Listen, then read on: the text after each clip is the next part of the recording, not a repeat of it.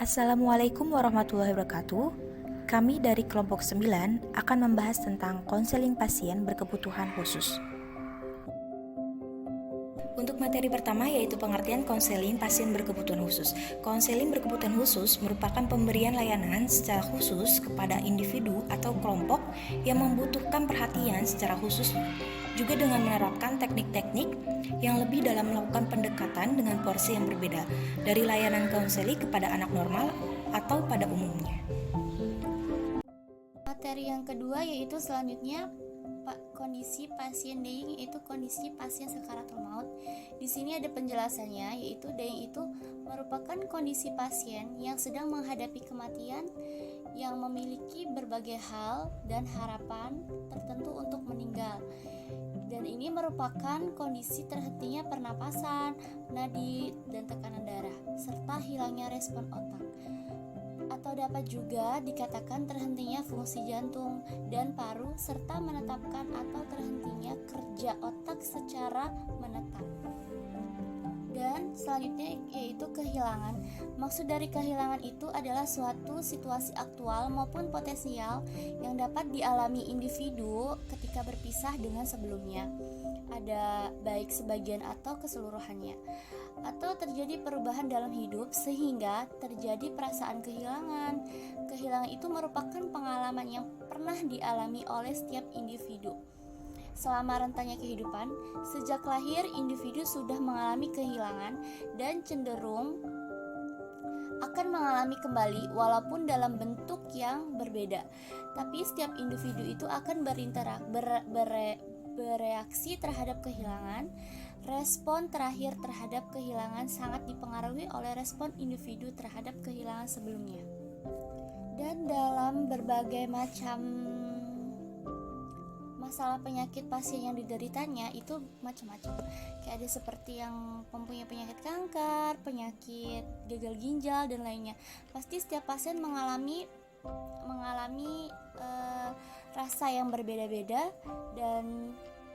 dan tertentu mempunyai kepanikan yang berbeda-beda untuk mengatasi yang ia deritanya. Sepertinya seharusnya di sini seorang perawat itu harus mempunyai rasa kepedulian yang lebih untuk menanggulanginya si pasien itu supaya tidak panik, supaya tidak kepikiran stres dalam menghadapi penyakitnya.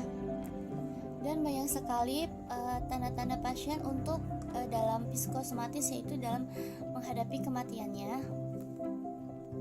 Dan dalam kematian itu adalah psikosomatis yang melibatkan seluruh jiwa dan raga pasien.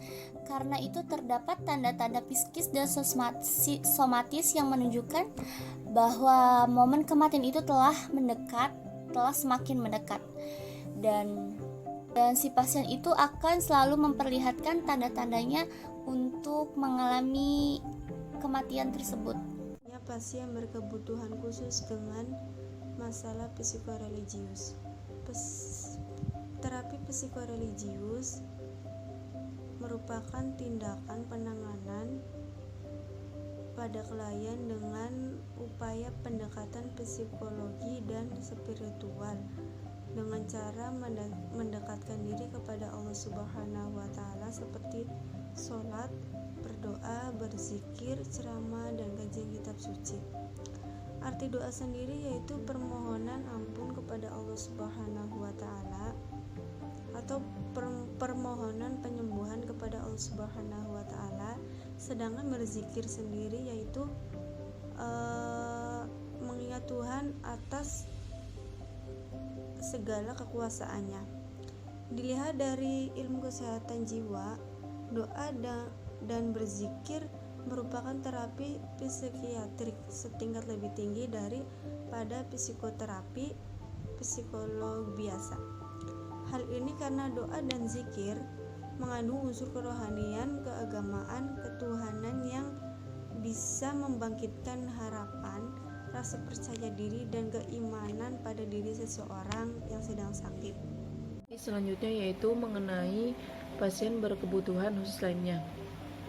Anak berkebutuhan khusus atau ABK merupakan anak yang berbeda dari anak pada umumnya, disebabkan keterbatasan yang luar biasa yang dimiliki oleh anak tersebut. Keterbatasan yang dimiliki oleh anak berkebutuhan khusus biasanya terletak pada fisik, mental, intelektual, sosial, maupun emosional. Dapat diketahui bahwa anak berkebutuhan khusus memang banyak memiliki hambatan dalam kehidupannya dibanding dengan anak normal pada umumnya. Ada 3 kategori mengenai pasien berkebutuhan khusus.